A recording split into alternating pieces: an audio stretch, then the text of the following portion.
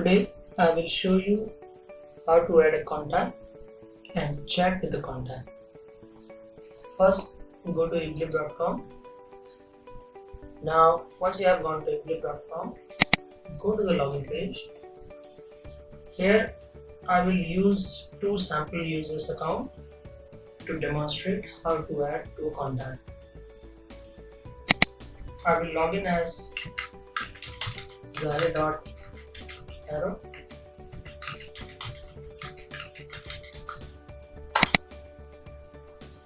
Once I log in, I can go to my messages where I can see that I already have a chat history with Yash Ojha.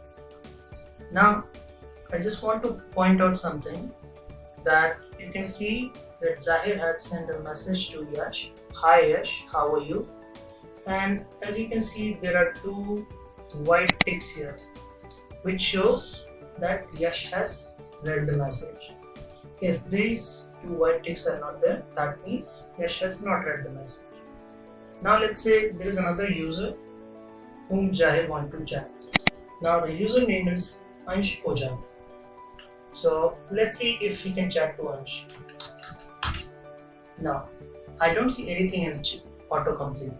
So that means he doesn't have Ansh Ojha in his contacts.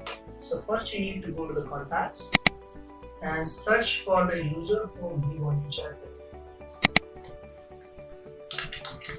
Now you can see as you start typing, there will be autocomplete which will pop up and it will have all the people matching with the name Ansh within the system. Now all these peoples who he can see, he can clearly recognize from the face, or he can look at the more details here, and once he thinks this is the guy Ansh Ojha, he can select. Now he can press the search button. Once he presses the search button, the system will return all the Ansh Ojha matching name within the system. So you can see that the face seems familiar and this is the person whom he wants to chat. So he needs to send a contact request first. Once he presses the send connection request, you can see there is a pop-up which says contact request has been sent to Ansh Ojha. Press OK.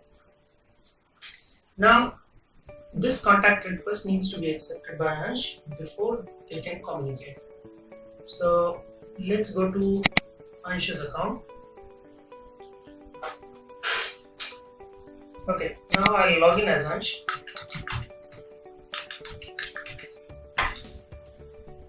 Once I log in as Ansh, I can see that there is a contact request which is pending here. Now it's shown as a basically blue number 1. That means there is one contact request which is pending. I click there.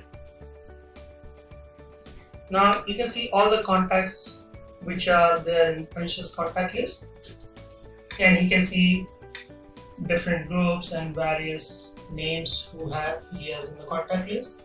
Now he can go and delete or block a particular contact if he wants to, but we are not looking at this at the moment. Let's find the view connection request. So you can see he can see the photo of Zahir and he can see the connection request which came from Zahir. Now let's click the connection request. Once he goes to the connection request, he gets various options to choose. He can see connect as, where he needs to decide basically what kind of contact it is. So in this case, Zahir is the teacher. He will accept Zahir as a teacher and press connect as. Once he presses connect as, contact information has been updated. So he has accepted the contact now. If you go to the contacts request now, as you can see, this notification is gone from here. That means there is no pending action from here. And you can see the Zahir is now proper contact. So you can delete, block if he doesn't want to basically have him as a contact here. Now let's say Ansh wants to send a message to Zahir.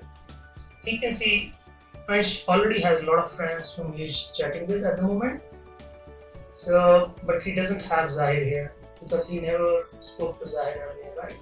Zahir is a new contact. So let's search for Zahir here. Yes. Now, considering Zahir is already part of his contact, this pop-up will show only the contacts whom he can chat. Right? So this will only show the people who are already in the contact list. Now he can select Zahir here and press the search button. You can see now there is a write your message and this chat screen with the Zahir.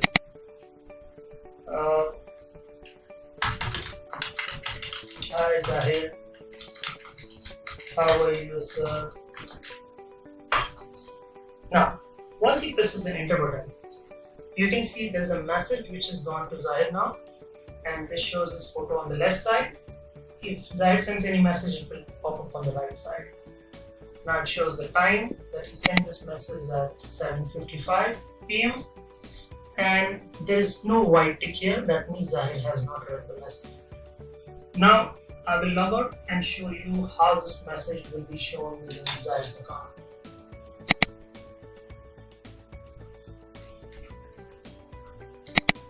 Let's log in as Zahir now again.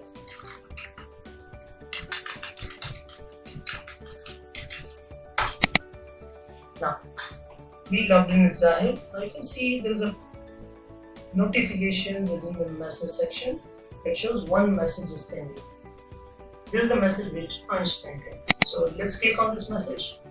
As you can see, these chat histories are arranged in the real-time order. So the first one basically will be the latest message which you will see here. Now this white message thing shows that this message is new and you have not read it yet. Now you can look at this. Hi Zahir, how are you, sir? I can also reply. Hi Ansh, how are you? Once I press this, as you can see in the chat history, the latest message it shows up is, and the latest message is from my side. Hi Ansh, I'm good, how are you? And there's no notification here which shows that Ansh has not read the message. Now for the Ansh, if I log out and check again, then that means it should show a white tick now.